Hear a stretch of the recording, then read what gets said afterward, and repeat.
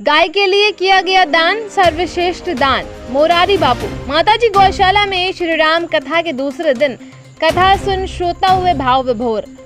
बरसाना में दान 3 प्रकार के बताए गए हैं, उत्तम, मध्यम और सामान्य।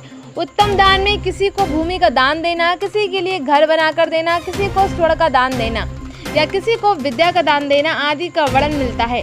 लेकिन गौ का दान और गाय के लिए किया गया दान सबसे श्रेष्ठ कहा गया है।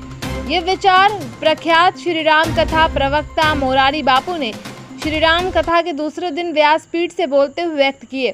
रविवार को बरसाना की माताजी गौशाला में चल रही 9 दिवसीय श्री राम कथा के दूसरे दिन कथा प्रवक्ता मोरारी बापू ने मानस गौ सूक्त विषय आधारित श्री राम कथा प्रसंग के दौरान श्रोताओं को मंत्र मुग्ध कर दिया। गौ माता की पुकार पर परमात्मा अवतार धारण करते हैं। मानस में गो स्वामी जी ने 50 से अधिक बार किसी न किसी रूप में गौ माता का उल्लेख किया। प्राचीन काल में गाय ही देश का अर्थशास्त्र थी। बापू ने आग्रह किया कि हर गांव में ये 5 शालाएं अवश्य होनी चाहिए, पाठशाला, व्यायामशाला, धर्मशाला, भोजनशाला और सबसे महत्वपूर्ण गौशाला।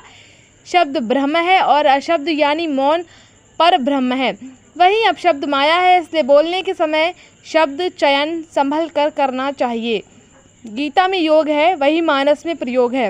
रामचरितमानस के बारे में बताते हुए बापू ने कहा, संवत 1631 में रामनवमी के दिन अयोध्या में मानस का प्रकट्य गोस्वामी तुलसीदास के द्वारा हुआ।